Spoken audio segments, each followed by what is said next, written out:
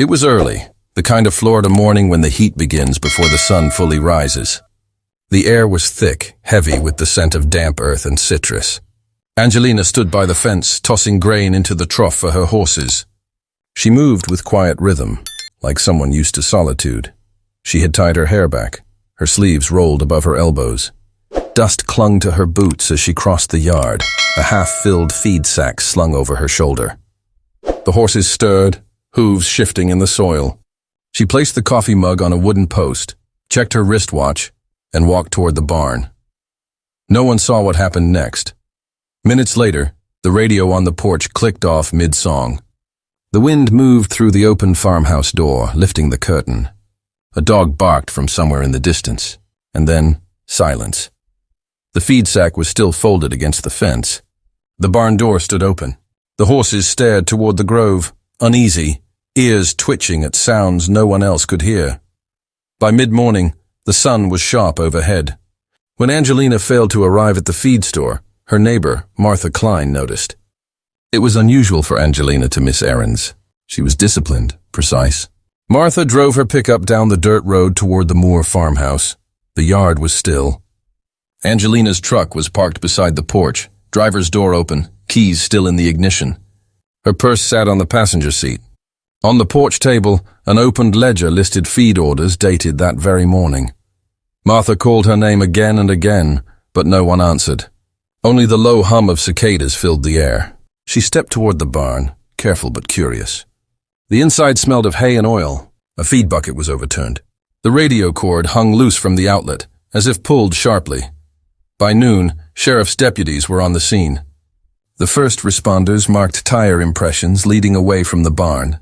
There were footprints, some belonging to Angelina, others larger, pressed deep into the dirt near the grove. The pattern ended abruptly near the fence line, as if the ground had swallowed them. Detective Carl Devereaux, a tall man with sunburnt skin, examined the truck. He found no signs of forced entry. The keys were still attached to the same small leather strap Angelina always carried. Her watch lay on the driver's seat. The time had stopped at 8:42 a.m. Inside the house, nothing appeared disturbed.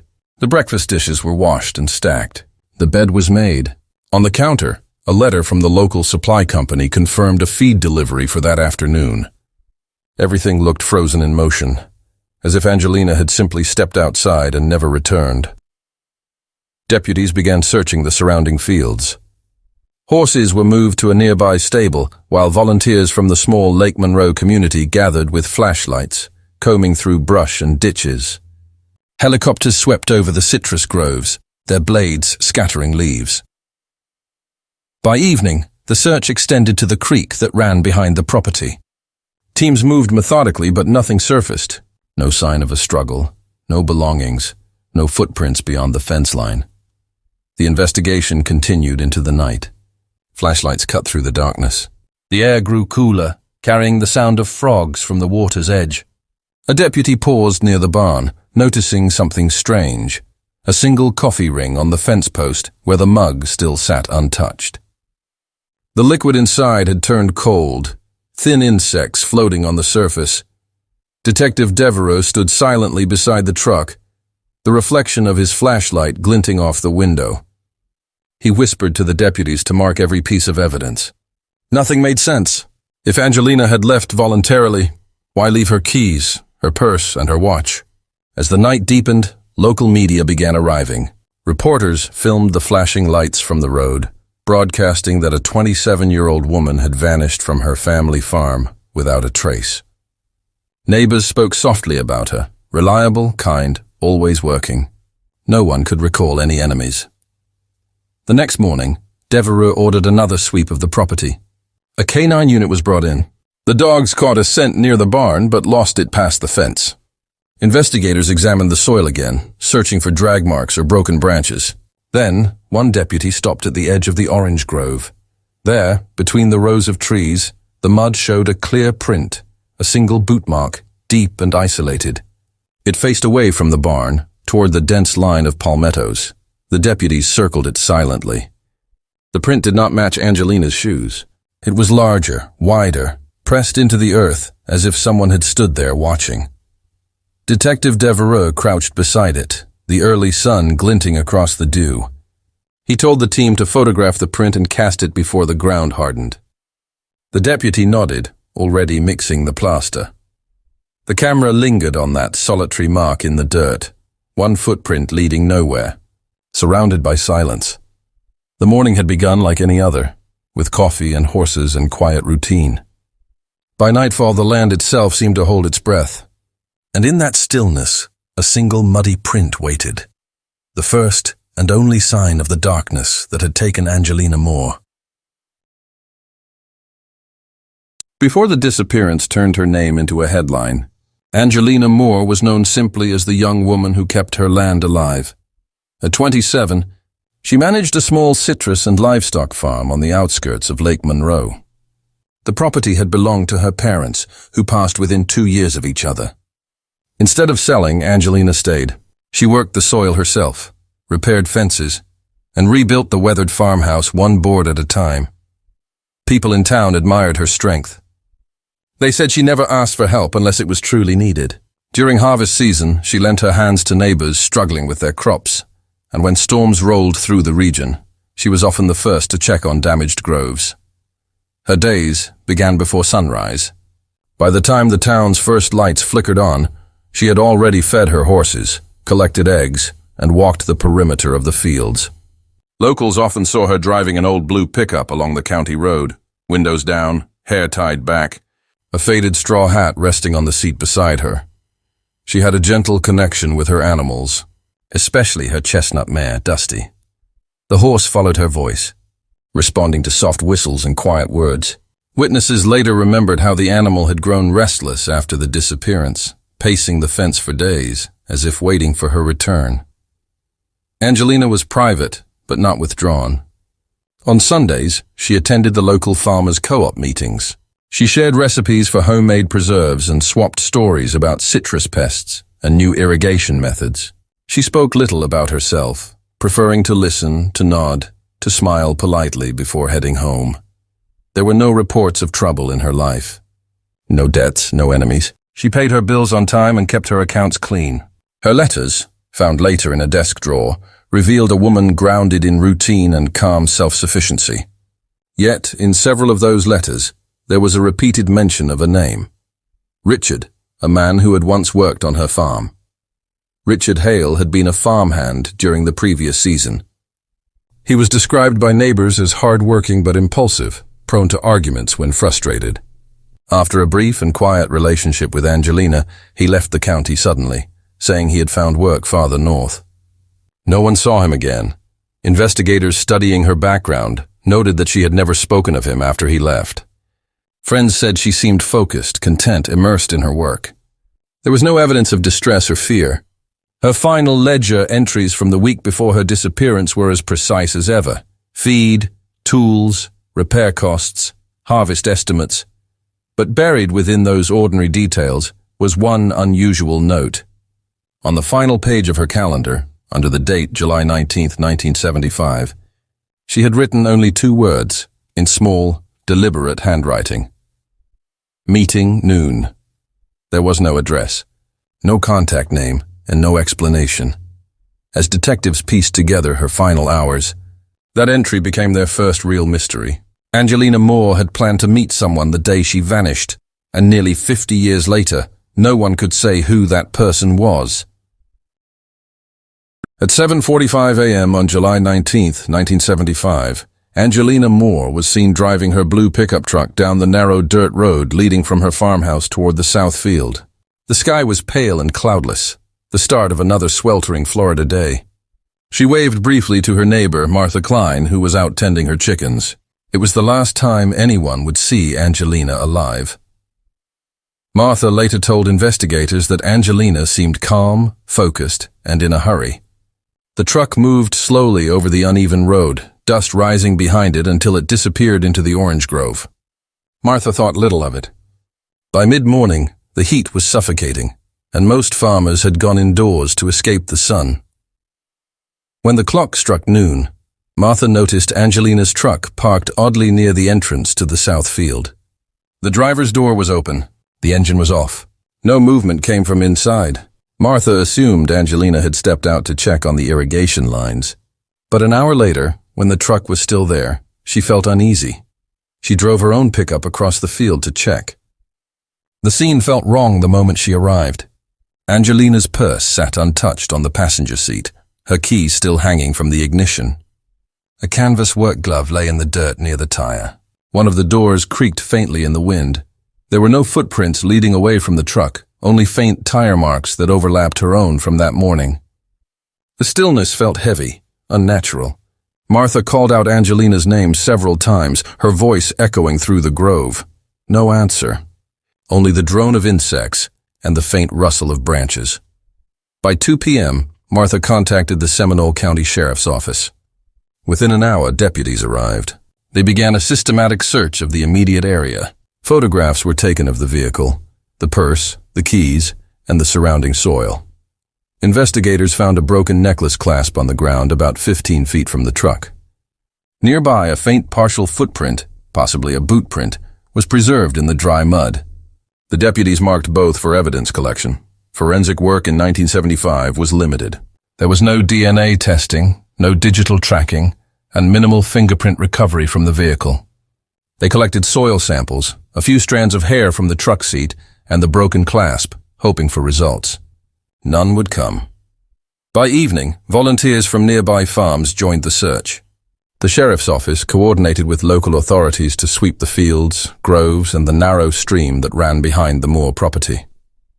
They used wooden poles to probe the water's edge and dragged the creek bed where they could. When darkness fell, flashlights crisscrossed the fields like moving stars. Deputies marked off the truck and farmhouse as primary scenes. Inside the house, they found the morning's unfinished chores, a feed ledger open on the table, a radio unplugged, and a pair of boots near the door. Nothing else suggested a struggle. Over the next 48 hours, search teams expanded outward. Helicopters scanned the surrounding swamps. Boats searched shallow ponds for any trace of movement or clothing. Nothing surfaced. Detective Carl Devereaux, leading the case, briefed the press on the second day. He confirmed that Angelina's disappearance was being treated as suspicious but withheld details of the evidence. He emphasized that no ransom calls or communications had been received. The case file began to grow thick with statements and maps, each one leading to nowhere. By the third day, the story had spread beyond Seminole County. Local newspapers printed her photo, a smiling woman in work clothes beside her horse. Headlines read, "Farm owner missing without a trace." Residents in nearby towns grew anxious. Women began locking their doors earlier, and families warned children not to wander near the groves. Rural Florida, once slow and quiet, felt tense and watchful. Detective Devereaux refused to call it a cold case. He ordered a final focused search of the dense vegetation south of the property. Deputies pushed through thick palmettos, mosquitoes, and vines, marking off sections as they cleared them. That afternoon, 3 hunters from the nearby Lake Jessup Reserve joined the search effort, moving along the dried creek bed that curved behind the Moore property. The area was rarely visited, its soil cracked and brittle from summer heat. One of them noticed disturbed earth beneath a cluster of palmetto roots. The dirt looked freshly turned, darker than the rest of the ground. He crouched, brushed away a thin layer with his hand, and froze. A strip of faded canvas appeared beneath the soil. He called for the deputies. Within minutes, the site was sealed. Shovels moved slowly, carefully. What they uncovered next would confirm what everyone feared, but no one wanted to say aloud. 3 days after her disappearance, the search for Angelina Moore ended at the edge of that dried creek bed, where the truth was buried just below the surface. The sun was setting when the hunter's voice broke the stillness. He had spotted a patch of disturbed soil beneath the palmetto bushes near the dried creek bed. The ground there looked different, darker, freshly turned, and uneven against the cracked earth surrounding it. Deputies moved in quietly, careful not to disturb potential evidence. Within minutes, the area was sealed with yellow tape. Flashlights swept across the soil, illuminating the shallow depression. The smell of decay lingered faintly in the humid air. Detective Carl Devereaux arrived on site, his boots sinking into the soft ground as he surveyed the scene. He gave a quiet order to begin excavation. The team worked slowly, removing thin layers of dirt with trowels and brushes. Under the first few inches, they uncovered a piece of canvas, coarse and faded, partially torn. Beneath it lay fragments of cloth and strands of hair. A deputy paused, his gloved hands shaking slightly, before continuing. By dusk, the truth was visible. The remains were identified as Angelina Moore, her body partially wrapped in a strip of old tarp. She was found lying on her side, arms drawn close to her chest, her work clothes still intact. The soil around her was compacted unevenly, suggesting she had been moved after death. The medical examiner arrived just after midnight. Under portable floodlights, the examination began. The report would later confirm the cause of death: blunt force trauma to the head, consistent with a single, heavy strike from a blunt object. There were no defensive wounds. The findings suggested she had been taken by surprise. Time of death matched the day she disappeared, July 19, 1975. Detective Devereux stood a few feet away, arms crossed, his face expressionless as the coroner zipped the evidence bag. The air buzzed with the sound of insects and distant radio chatter. No one spoke much. The reality of the discovery was heavy and undeniable. Forensic technicians collected every piece of trace evidence from the site. Among the disturbed soil, they found a silver button, detached from what appeared to be work clothing. A small fiber of twisted rope lay tangled near her shoulder. There were also faint chemical stains in the soil that, when tested, showed traces of motor oil.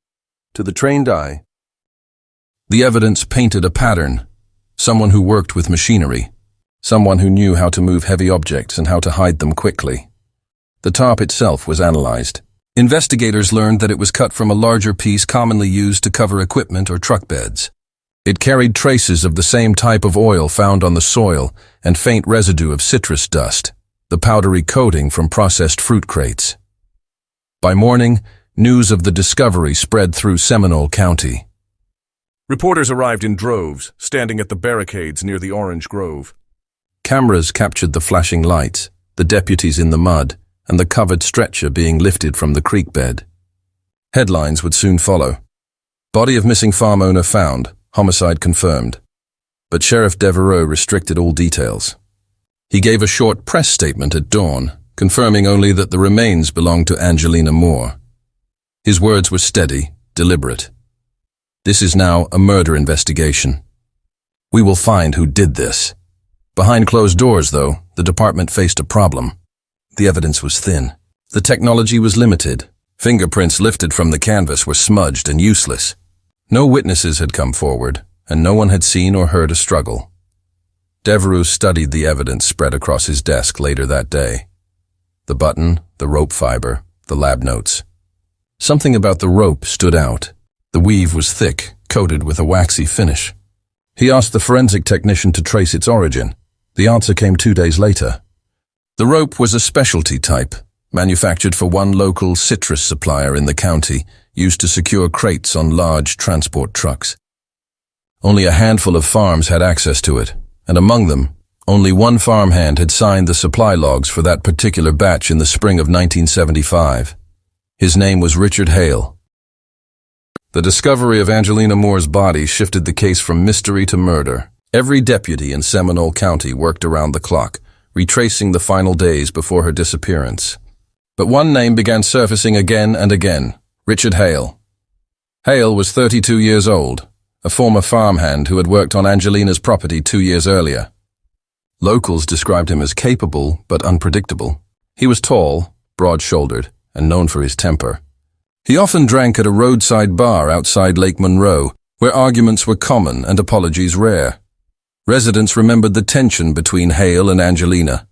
There had been rumors of a dispute over unpaid wages, a few dollars short on a month's work, that turned into heated words.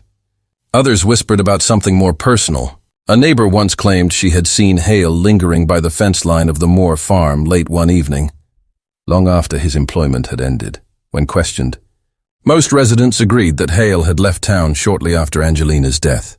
No one saw him pack, no one saw him go. He had simply vanished, leaving behind a rented room and a trail of unpaid bills. Detective Carl Devereaux focused his attention on Hale within days of the body's discovery.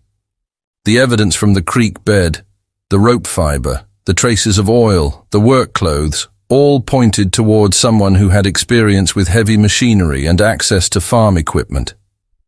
Hale fit the profile perfectly. Devereaux obtained Hale's employment records and learned that he had worked part-time for a citrus supplier, the same company linked to the specialty rope found at the crime scene. That detail turned suspicion into pursuit. A week later, investigators tracked Hale to Valdosta, Georgia, where he was working as a mechanic at a small trucking depot. When confronted by local authorities, he appeared calm and cooperative. He denied any involvement in Angelina's death.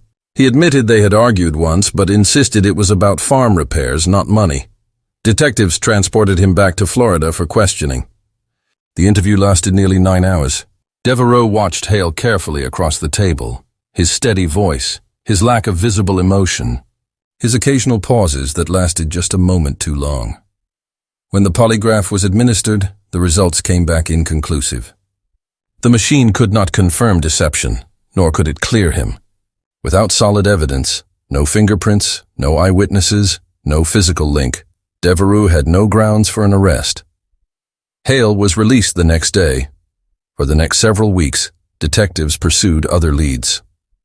One came from a truck driver who claimed to have seen a drifter camping near the orange grove days before the disappearance. Deputies searched the area, finding only a burned-out fire pit and a torn blanket. No further evidence surfaced. Another tip pointed to a traveling salesman who had passed through town selling farm tools. Investigators interviewed him in Tampa. His receipts and alibis were verified. He was cleared within hours. The investigation grew heavier with paperwork, but thinner with progress. Evidence reports were delayed. Lab results were incomplete. In one instance, an entire set of photographs from the creek bed went missing from the file, misplaced in a mislabeled evidence box. Devereaux began to suspect that procedural missteps were eroding the case from within. The sheriff's department was small, underfunded, and overextended. Evidence handling followed inconsistent standards, and documentation errors multiplied. By the end of the summer, the once promising investigation was collapsing into uncertainty. Still, Devereaux refused to let it go. He visited the evidence room late one night, standing before the shelves stacked with boxes labeled "More Case." Inside one of them, he found the canvas top fragment recovered from around Angelina's body. It was stained with soil and faint traces of oil. Forensics had extracted nothing useful from it at the time. But something about it lingered in Devereaux's mind. The fabric texture, the faint tear marks, the possibility that it had been cut from a larger sheet used by farm workers. He lifted it carefully from its bag, studied it under the dim fluorescent light, then resealed it himself. He filled out a new tag with his own handwriting and signed it quietly at the bottom. Instead of returning it to the main evidence locker, he placed it inside a sealed envelope and stored it in his personal archive, a locked cabinet in his office. He told no one. Outside, the Florida night was silent, except for the hum of insects beyond the window. Devereaux sat at his desk, the weight of the case pressing down like the humidity in the air. Technology had reached its limits. There was nothing more the lab could do, nothing more the law could prove. But as he looked at the small envelope marked Exhibit 17C, he told himself one thing: evidence does not forget. Time might bury it, but truth leaves a trace. He locked the drawer, turned off the light, and walked out of the station. Behind him, the stain on the canvas waited, silent, patient, holding the secret that would one day bring the killer back into view. The news of Angelina Moore's murder moved through Sanford and Lake Monroe like a slow, cold wind. It did not bring outrage or noise. It brought silence. People spoke softly in stores, on porches, and at church gatherings. Everyone knew her. Everyone remembered her voice, her quiet manner, and the way she waved from her truck along the dirt roads. The fear settled in gradually. Women stopped walking alone after dusk. Families began locking barn doors and keeping their porch lights on through the night. The once open farmlands turned cautious. Conversations ended abruptly whenever Angelina's name came up, as though saying it too loudly might invite something dark back into the town. At the small white chapel near Lake Monroe, her funeral filled every pew. Cars lined the gravel road for nearly half a mile. Farmers came in their work clothes, still stained from the fields. Children sat still beside their parents, confused by the quiet grief in the air.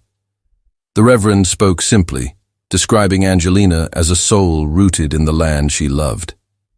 He said she had worked harder than most men, that she had built her life with her own hands.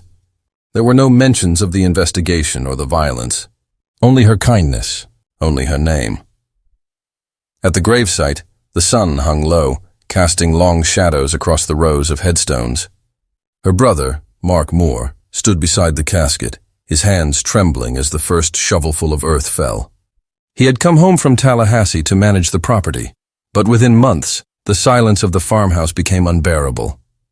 The sound of the wind through the empty barn, the sight of the horses grazing alone, everything reminded him of her. By the following spring, Mark sold the farm to a couple from out of town. They repaired the fences and painted the old porch, but locals said the house never felt the same. Some swore the barn lights flickered at night, even when no one was inside. Others claimed to hear the faint clatter of feed sacks shifting in the dark. Years passed. Then decades. The Moore case slowly disappeared from headlines, replaced by new stories and new crimes. Files gathered dust in the sheriff's department basement. Deputies retired, evidence rooms were cleared, and the field where Angelina had once worked grew wild again. But her name remained. It was carved into a small memorial stone outside the town's church. A simple inscription that read, "In memory of Angelina Moore, 1948-1975, gone but not forgotten." Flowers appeared there every July, though no one ever saw who left them. By the early 2000s, few people in Lake Monroe spoke of the case at all. The farmhouse stood quiet, the land subdivided and sold. Only the older residents remembered the fear that once gripped the community, the summer when everything changed.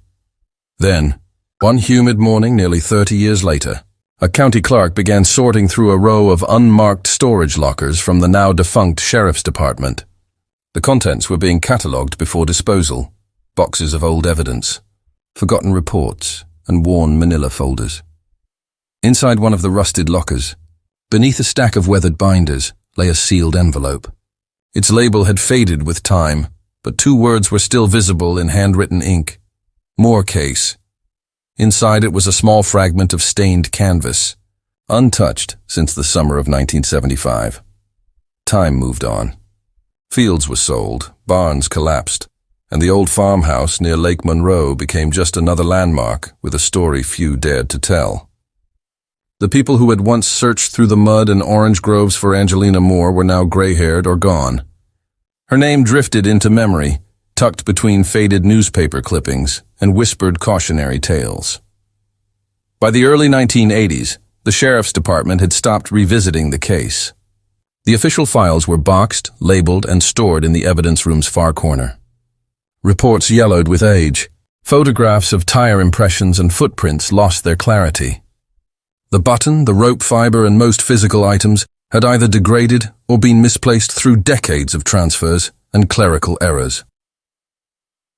Detective Carl Devereaux, the man who once led the investigation, retired quietly in 1989. Those who knew him said he carried the Moore case with him for the rest of his life. He often spoke of it as unfinished work. Before leaving, he had done something that no one else in the department fully understood. He sealed a fragment of the stained canvas from the creek bed inside a personal evidence envelope, marking it with the date and the words "Hold for future testing." He placed it in storage, far from the main archives. Years turned into decades. The farmhouse changed hands several times. Some owners restored it, others let it decay. To newcomers, it was just another rural property with a sad history. To old residents, it remained sacred ground. They said the fields still felt heavy, as if the land itself remembered what had happened. In 2005, a new sheriff took office, Elaine Torres, known for her methodical work and quiet determination. While reviewing unsolved homicides, she came across the thin Moore case file. The story caught her attention not for its notoriety, but because of how personal and forgotten it seemed. A young woman killed, a small town haunted, and a trail that had gone silent for nearly 30 years. Sheriff Torres flagged the case for reevaluation, hoping new forensic tools might uncover something old investigators had missed. But when technicians began checking the evidence inventory, the results were discouraging. Most samples were contaminated, fingerprints faded, rope fibers too degraded, and soil traces lost or compromised. The only intact item was the sealed canvas piece that Devereaux had set aside decades earlier. Torres had it transferred to the forensics department for preservation. Analysts logged it into the digital archive, noting its importance even though testing was not yet possible. Budget limitations and a backlog of active investigations stalled further progress. For years, the Moore case remained on the cold case list, waiting, suspended between past and possibility.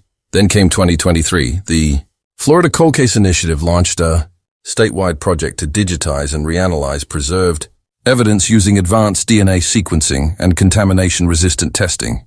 Old samples once considered useless were brought back for review.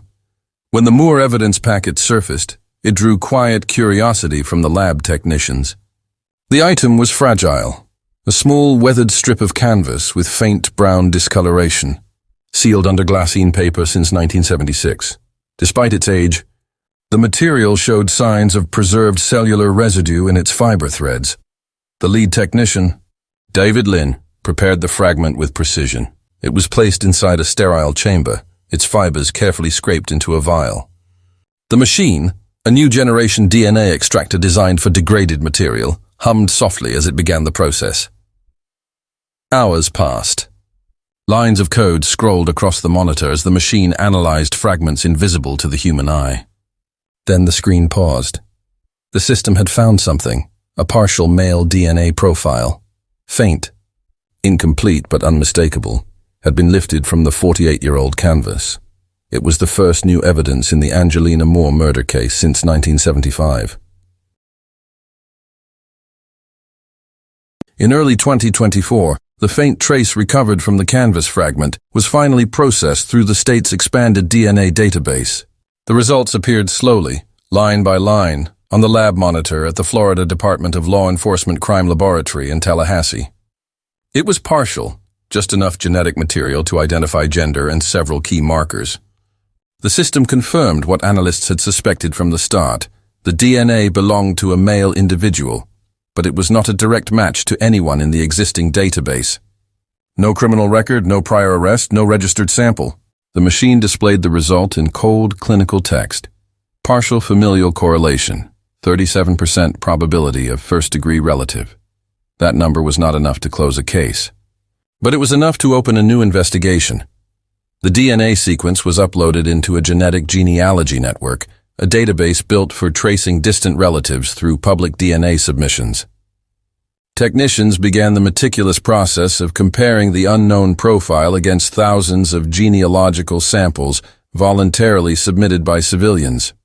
Each comparison generated potential links, cousins, distant matches, fragmented ties through family trees scattered across the southeast. Weeks passed as analysts reconstructed possible bloodlines, matching surnames, birthplaces, and migration patterns. The breakthrough came when one technician noticed something unusual. The nearest genealogical match was a man from Georgia, aged 56, who had recently taken part in an ancestry research program. His profile overlapped with the unknown DNA by a rate too high to be coincidence. The system flagged a likely paternal connection. After days of triangulation, the conclusion was clear.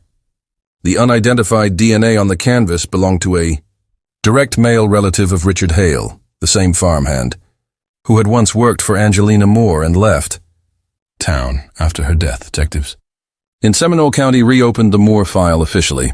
Sheriff Elaine Torres, now in her late 50s, stood before the investigative team as they reviewed the genealogy map spread across the table.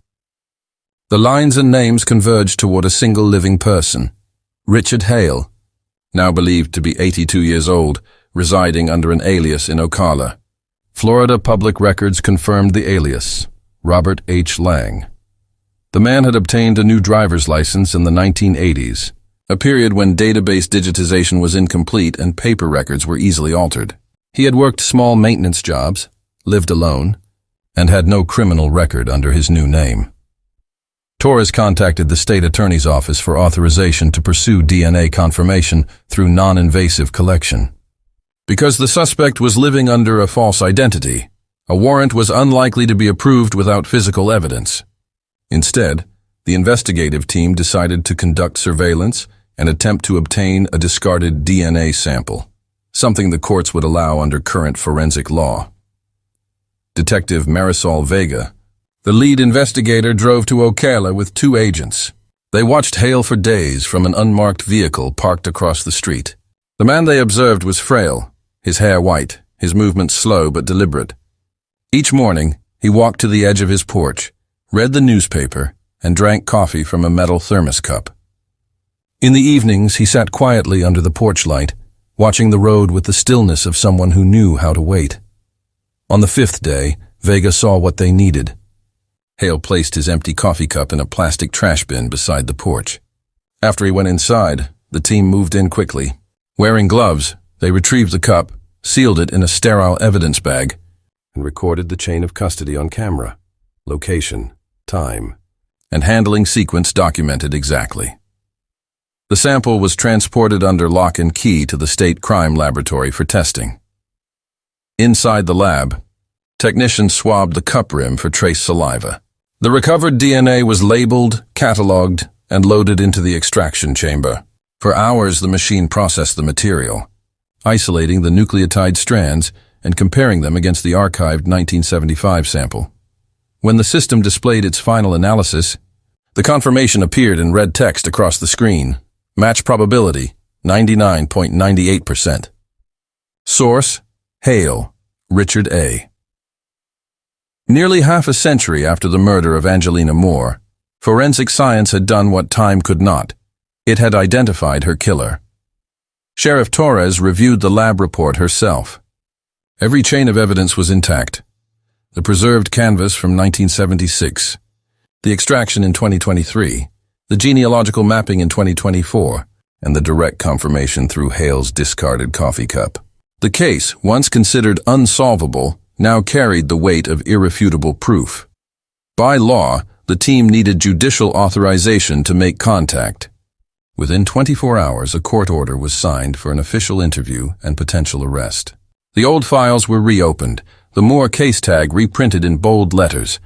For the first time in 49 years, the name Richard Hale returned to the sheriff's bulletin. That afternoon, 2 unmarked vehicles pulled onto the quiet, tree-lined street in Ocala. The air was heavy with humidity, the kind that carried both tension and memory. Inside one of the vehicles, Detective Vega reviewed her notes one last time. The photographs from 1975, the evidence summary, the lab confirmation. When they arrived at the property, Hale was already outside. He sat on his porch in a wooden chair, a folded newspaper on his lap. His eyes followed the vehicles as they slowed to a stop at the curb. He did not move, did not speak. The wind lifted the edge of his shirt sleeve, revealing the faint scar of an old injury near his wrist, the kind one might get from working with heavy machinery. The detectives stepped out of the car and began to approach. Hale looked at them steadily, unblinking, his face calm and unreadable. Then, with a faint nod, he set the newspaper aside. It was as if he had been waiting for this moment, as if he had always known this day would come. The interview room was silent except for the hum of the overhead light. Richard Hale sat across from Detectives Marisol Vega and Thomas Rudd, his thin hands folded on the table, wrists trembling slightly. The years had hollowed him, but there was still a sharpness in his gaze, an awareness that he understood exactly where he was and why. At first, the conversation was routine. Vega began with background questions: name, date of birth, employment history. Hale answered with short, deliberate sentences, his tone calm and dry. When asked if he had ever worked for Angelina Moore, he nodded once. Yes, he said quietly. A long time ago, the detectives noted the confirmation. Hale claimed he had worked her fields between 1972 and 1974, performing general maintenance. When asked why he left, he shrugged. Work dried up, he said. Nothing else to it. Vega placed a photograph on the table. The image of the old Moore farmhouse taken in 1975, surrounded by citrus groves. Hale stared at it for a long moment before looking away. His fingers tapped once on the table, then stopped. Detective Rudd opened a folder. Inside was the forensic report from the 2024 DNA analysis. He slid the document across the table. "Mr. Hale," he said evenly, "we recovered DNA from evidence sealed in 1976. It was matched to you with a probability of 99.98%. For the first time, Hale's expression changed. The stillness broke. He blinked rapidly, his jaw tightening as he exhaled through his nose. "That is impossible," he said, voice low. "I never touched her after that day." "Which day?" Vega asked. He froze. The silence stretched. Then his eyes drifted toward the one-way glass. "You already know," he said. Vega spoke softly. "We need to hear it from you, Mr. Hale. Tell us what happened at the farm." Minutes passed before he answered. His voice was rough now, stripped of composure. "I went there that morning," he said. "I wanted what she owed me, back pay for the last season.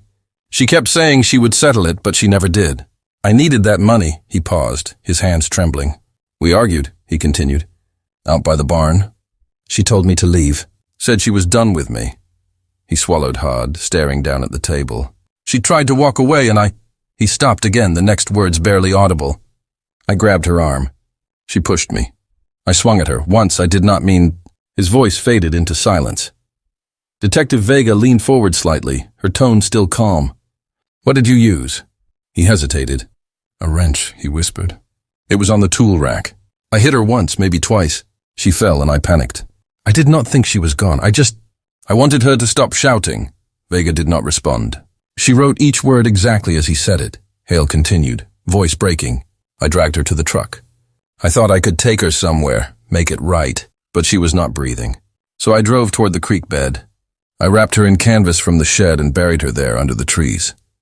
He pressed his palms to his eyes. "That night I went back. Wiped the truck. Took my jacket. Drove north the next morning." Detective Rudd asked, "Why did you stay away all these years?" Hale looked up, his eyes dull but steady. "Because I knew they would never stop looking," he said. "And I knew I could never come back." The statement lasted 47 minutes. Every sentence was recorded and transcribed. The detectives maintained professional detachment, documenting the chain of evidence as Hale signed the written confession in shaky handwriting. There were no raised voices, no emotion in the room, only the mechanical rhythm of procedure, a decades-old truth finally written down. When it ended, Hale sat in silence. 2 deputies entered to escort him out. He rose slowly, his posture straight despite his age. As they guided him toward the door, he turned his head slightly toward Vega. "She never wanted me to leave," he muttered. The words were almost inaudible, but they froze the room for a moment. Vega watched him step into the hallway, the sound of his shoes fading down the corridor. Outside the interview room, the recording light went dark. The confession, after 49 years of silence, was now official. The morning after Richard Hale's confession, the story broke across every major outlet in Central Florida. Local stations ran live footage of patrol cars pulling away from the Marion County Sheriff's Office, Hale visible in the back seat, pale, frail, his wrists bound gently in cuffs. The headline scrolled across screens in bold letters, 1975 murder solved after 49 years, farmhand confesses. The case that had once faded into rumor and folklore was suddenly alive again. Reporters crowded outside the Seminole County Courthouse, some too young to remember the original investigation. Archival photographs of Angelina Moore, smiling beside her horses, standing at the fence of her farmhouse, filled television screens and news websites. For many Floridians, her face had become a symbol of lost innocence, of a time when small-town life still felt safe.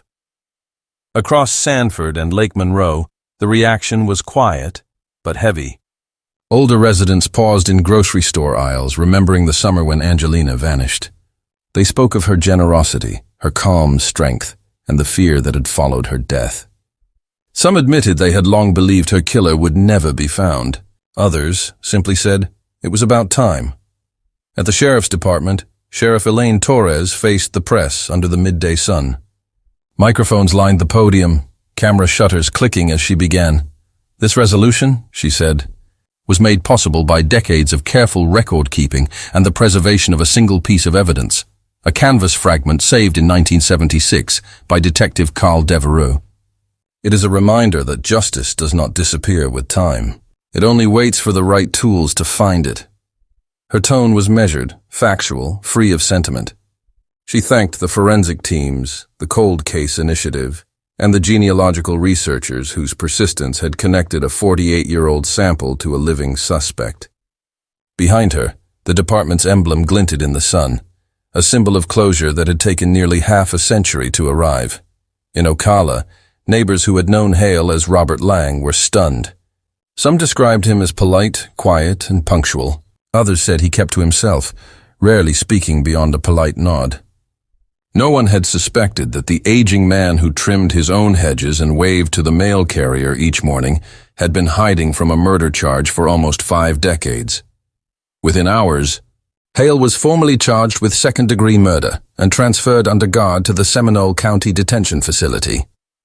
Given his age and the severity of the confession, the court ordered he be held without bond pending arraignment. His attorney requested a medical evaluation, citing declining health and possible cognitive impairment. For Angelina Moore's surviving relatives, the news brought quiet relief. Not celebration, but stillness. Her brother Mark Moore, now in his 70s, issued a brief statement through a family friend. "We are grateful that her story was not forgotten. Time does not erase loss, but truth brings peace."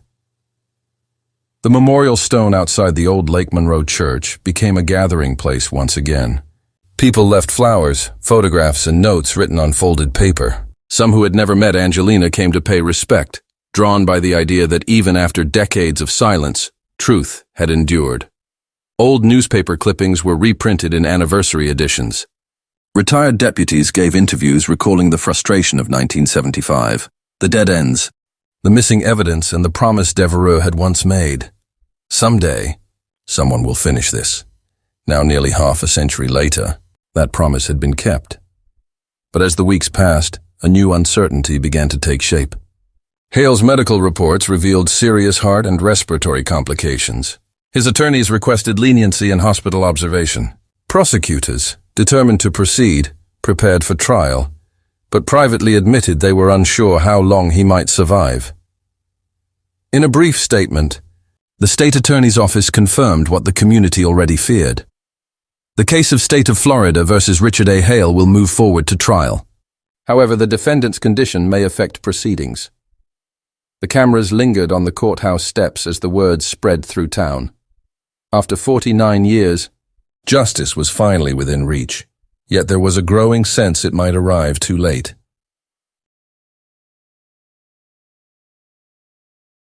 By early 2025, nearly 50 years after the killing of Angelina Moore, the case of State of Florida versus Richard A. Hale opened in a quiet Seminole County courtroom. The world outside had changed, technology, justice, even the town of Sanford.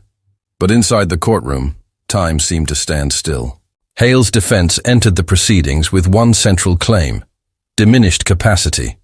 His attorneys argued that the 82-year-old defendant suffered from advanced vascular dementia, and that his confession, though recorded and corroborated by evidence, reflected confusion rather than guilt. They described him as a confused old man reliving fragments of a violent past. Prosecutors countered with calm precision. The DNA match from the preserved canvas, the admission of presence, and Hale's own recorded confession formed a sequence of proof too strong to dismiss. "Memory may fade," the state's attorney said in her opening, "but the truth of evidence does not decay with age." The courtroom was small, just 40 seats, and everyone was filled. Reporters took notes by hand, as the judge prohibited cameras inside. The air carried a strange hush, not the tension of spectacle, but the gravity of closure long delayed. Hale was brought in through a side door, wearing a pale gray suit that hung loosely from his frame. He shuffled to his seat, head bowed slightly, hands trembling. Yet when he lifted his gaze, the look in his eyes was lucid, distant but aware. He seemed to understand precisely why he was there. Over the next 3 days, retired deputies, forensic experts, and former Sheriff Carl Devereaux himself took the stand. Devereaux's voice cracked as he recounted saving the canvas fragment in 1976. "I didn't know why I kept it," he said, "but something told me it mattered." The courtroom listened in silence as he described reopening the locker decades. Later, the faint scent of oil and dust still clinging to the evidence bag. The prosecution presented its case without embellishment. Crime scene photos, chain of custody documents, and excerpts from Hale's taped confession. The defense called medical experts who testified about his cognitive decline, noting episodes of disorientation and forgetfulness. Yet when Hale himself took the stand, at his own insistence, he surprised even his attorneys. He spoke quietly, deliberately. He confirmed being at Angelina's farm that morning in 1975, confirmed their argument, confirmed striking her. He paused often, searching for words. "It wasn't supposed to happen," he murmured, voice shaking. "She was kind to me, kinder than most." No one moved in the gallery. Even the air seemed to hold still. As the trial neared its second week, doctors warned the court that Hale's health was deteriorating rapidly. His breathing had grown shallow, his heart rate unstable. Behind closed doors, prosecutors and defense attorneys conferred with the judge. In the end, a plea agreement was reached. Hale would plead guilty to second-degree murder, waiving appeal. In return, the state would recommend life imprisonment in a secure medical facility, ensuring that no further proceedings would be delayed by his condition. When the decision was read aloud, Hale showed no visible reaction.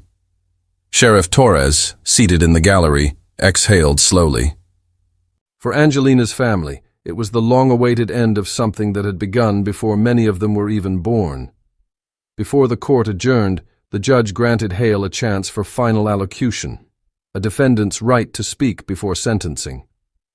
The courtroom leaned forward, expecting apology or remorse. Hale gripped the edge of the table, his knuckles pale, his voice little more than a whisper. "I don't have excuses," he said. "I don't have forgiveness to ask, but the land remembers." He looked up once more, eyes fixed on the back window where sunlight filtered through the blinds. Then, he said nothing else. The judge's gavel fell softly, the sound of an era ending, of a ghost finally laid to rest. The creek bed is quiet again. Palmetto leaves sway in the heavy air, and the water moves slow beneath the moss. The place where Angelina Moore was found has long been reclaimed by nature. Grass hides the old tire ruts, and wildflowers grow where searchers once walked with flashlights and shovels. Only a small white cross, placed by investigators years ago, breaks the line of green. Every spring, someone from the sheriff's department visits and replaces it. No ceremony, no press, just a quiet act of remembrance. The farmhouse still stands on the ridge above the grove. Its windows are new, the roof restored, and the barn once again filled with horses. The current owners rarely speak of its history. They say they heard something about a tragedy long ago, but no one in town brings it up anymore. The land has moved on, just as people do. Yet when the wind rises through the citrus trees, the air still carries a strange stillness, as if the past listens, just beneath the surface. In her office, Sheriff Elaine Torres keeps the old case file on a single shelf. The papers are fragile, the photographs fading, but she never replaces them. To her, they are proof that truth does not die with time. It only waits for the right moment to be seen again. When reporters asked her what solved the case after so many years, she gave a simple answer. It was not the technology. It was patience. The Florida sun burns over the groves as it did that morning in 1975. The same light falls across the fence posts where Angelina left her coffee cup, across the barn doors that creaked open to silence, across the dirt road where her truck once stood abandoned. The land has changed, but its memory has not. For those who worked the investigation, the case stands as a lesson. that evidence can sleep longer than a lifetime, but it does not disappear. Every fingerprint, every fiber, every act leaves an echo. The earth keeps it. The air remembers it. Justice, though late, does not forget its path. When Hale's sentence was finalized, few in town spoke of vengeance or forgiveness. They spoke, instead of completion, of something broken, finally set down. The Moore family did not hold a public vigil. They asked only that the white cross remain at the creek bed, untouched, as a marker of what truth can outlast. At sunset, the fields around Lake Monroe glow deep gold. The barn windows catch the light. For a moment, the world looks as it might have before everything changed. Peaceful, ordinary, unknowing. And then the light fades, leaving only the hum of cicadas and the long shadow of the past stretching over the land that never forgot. For 49 years, silence held her story. Now the land has spoken,